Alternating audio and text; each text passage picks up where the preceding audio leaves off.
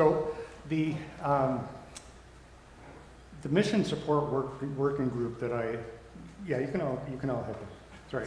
The mission support working group that I'm part of within the United Church, when we have a meeting, we always start with the 7 grandfather teachings that are an important way to start a meeting in a good way, in a good path. For those of you who are not aware of what I'm talking about when I say the 7 grandfather teachings, the 7 grandfather teachings are foundational moral principles said to have been given by the Creator to the Anishinaabe people to offer guidance and help them live in harmony with creation and with each other. So they have been passed down orally from generation to generation to guide the Anishinaabe people in living a good life in peace and without conflict. I've asked 7 of our elders to help me with these readings, and I'll weave a few words from our scripture in between each. I think you'll see my point as we move through these readings. Rick. The eagle represents love. The eagle is the most revered animal spirit, as it is the one that flies the highest and closest to the Creator. It is the one that can see the farthest, and it is the animal that carries the prayers of the people to the spirits. The eagle is also an animal guide, as its feathers are used in spiritual practices and ceremonies. The eagle is truly considered the greatest and most powerful medicine and healing agent. The love all people and all creatures of the world, and this love will be returned to you. To know love is to know peace. To know love is to know peace. So hear now these corresponding words from our scriptures, from Colossians 3:14 and 15. And over all these virtues, put on love, which binds them together in perfect unity. Let the peace of Christ rule in your hearts. Charlie. The buffalo represents respect. A single buffalo could provide food, shelter, clothing, and utensils for daily living. The buffalo, through giving its life and sharing every part of its being, showed the deep respect it had for the people. This spirit of respect was shown toward all of us, all of life, because of the interconnectedness to all life and the dependence on the land. Therefore, the land and its resources were to be given absolute respect. The honor of all creation is to have respect. To honor all of creation is to have respect. Or in the words from Peter 2:17, show proper respect to everyone. Linda.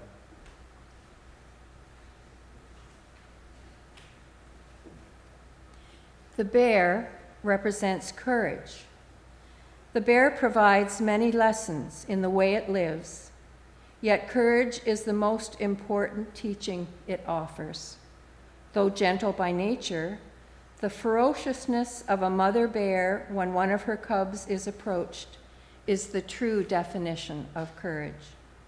To have the mental and moral strength to overcome fears that prevent us from living our true spirit as human beings is a great challenge that must be met with the same vigor and intensity as a mother bear protecting her cub.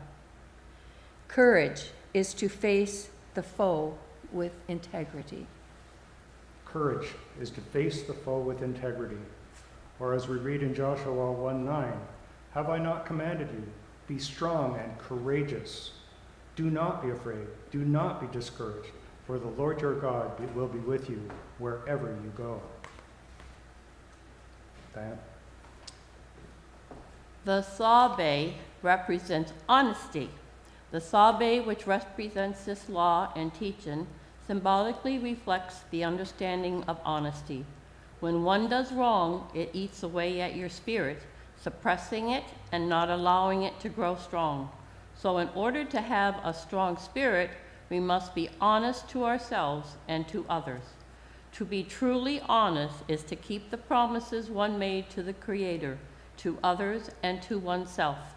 Honesty in facing a situation is to be brave. Honesty in facing a situation is to be brave, as we read in Ephesians 4:25. Therefore, each of you must put off falsehood and speak truthfully to your neighbor, for we are all members of one body. Terrence? The beaver represents wisdom.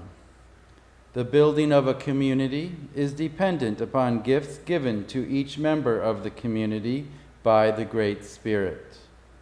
If the beaver did not use his gifts to build, his teeth would grow and grow, ultimately making it impossible for him to sustain himself, and ultimately will lead to his demise.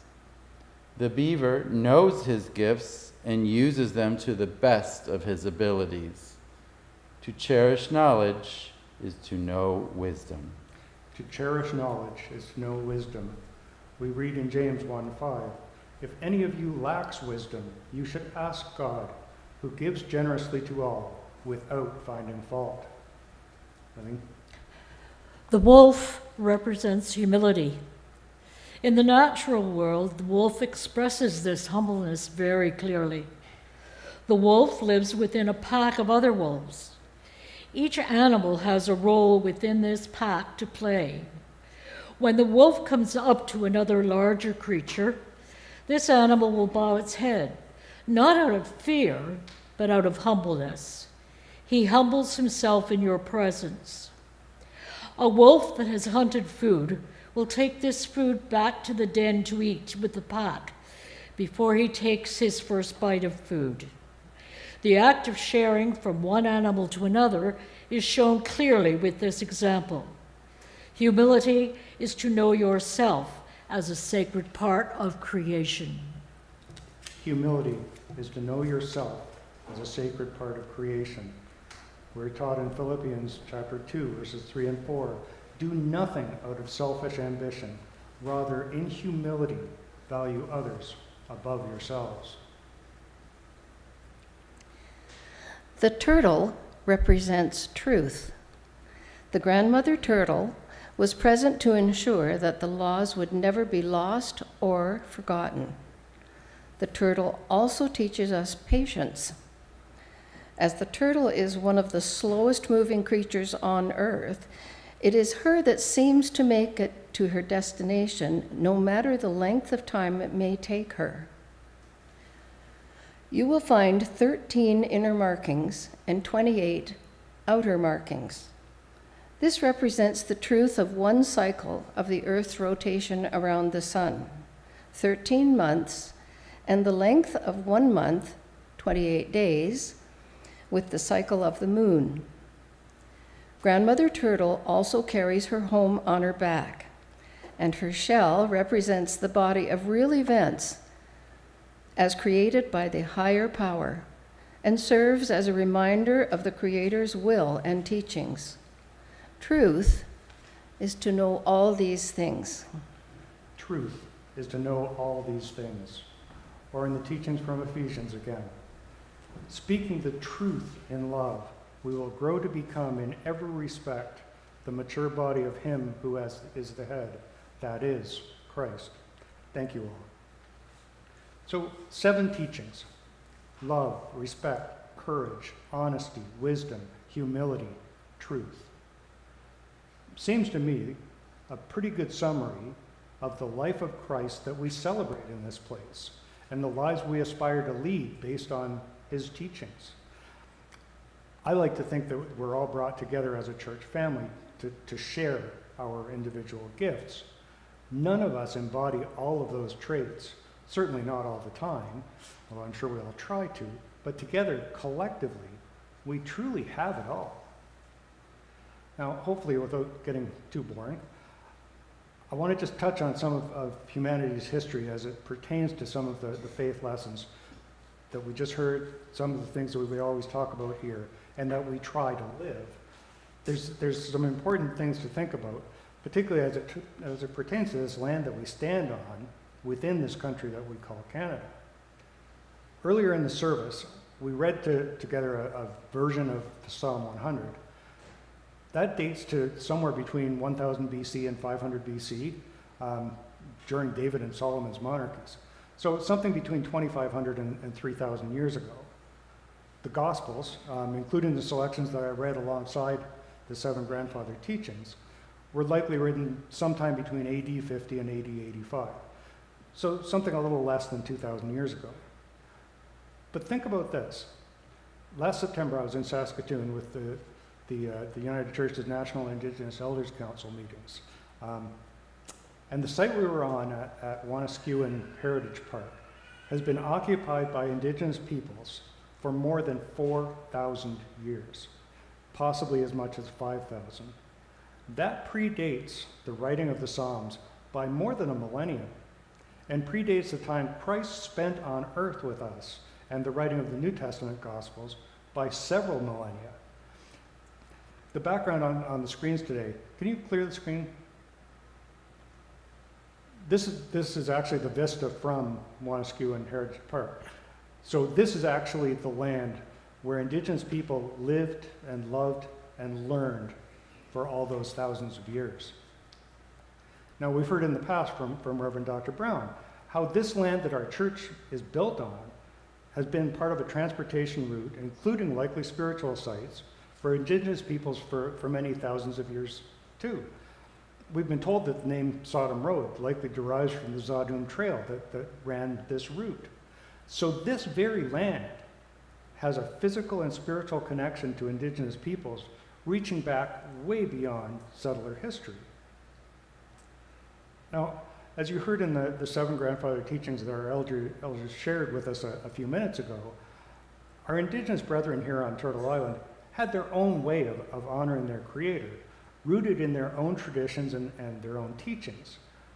But in my heart, their way is no less worthy of respect than the way that we more commonly study, the readings that we more commonly study. We are a Bible-based faith family.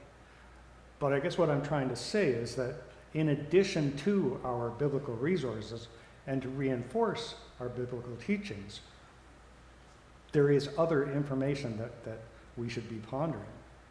It takes nothing away from our understanding of our own faith to look at life from the perspective of peoples who live an entirely different life from ours, but who had a surprisingly similar understanding of the Creator that they and we share.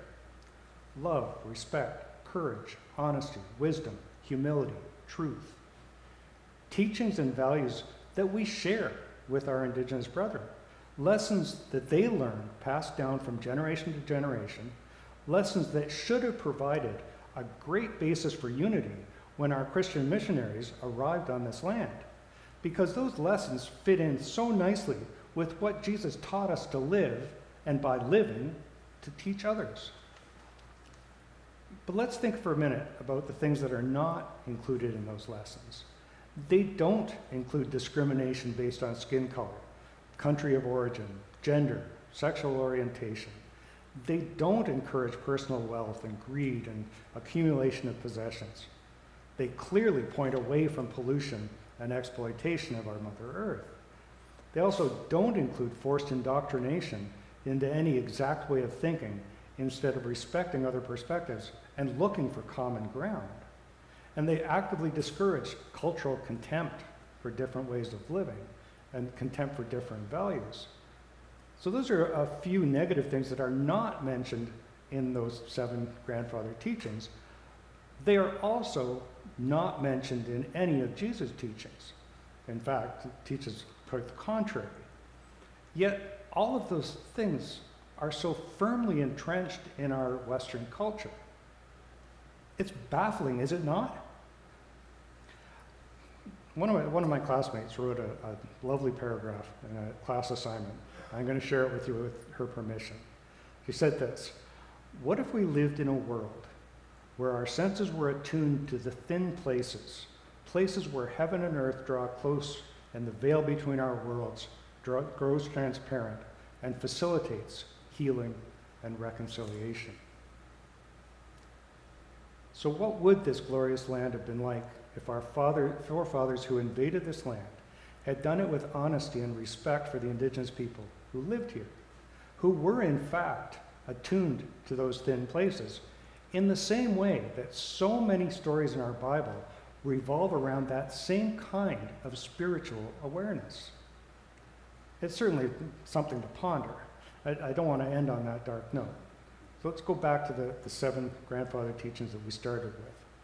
One of today's lectionary readings that I opted not to use was from Matthew 9 and 10. I want to just build on the last line from that reading. It says, "Freely you have received, freely give." So receive the gift of love and freely give love to others. Show respect and receive it back. Live with courage and honor the courage of others. Live a life grounded in honesty and honor it in the lives of others. Live with humility and thereby demonstrate it to the world. Seek truth and base your life around it. Love, respect, courage, honesty, wisdom, humility, truth. We know in our hearts what's truly precious. We've heard the lessons from the time we first set foot in a church or first learned at the feet of the elders in our communities. It's simply up to us to live those lessons. What more is there to say other than thanks be to God, our Creator, creator of all humankind.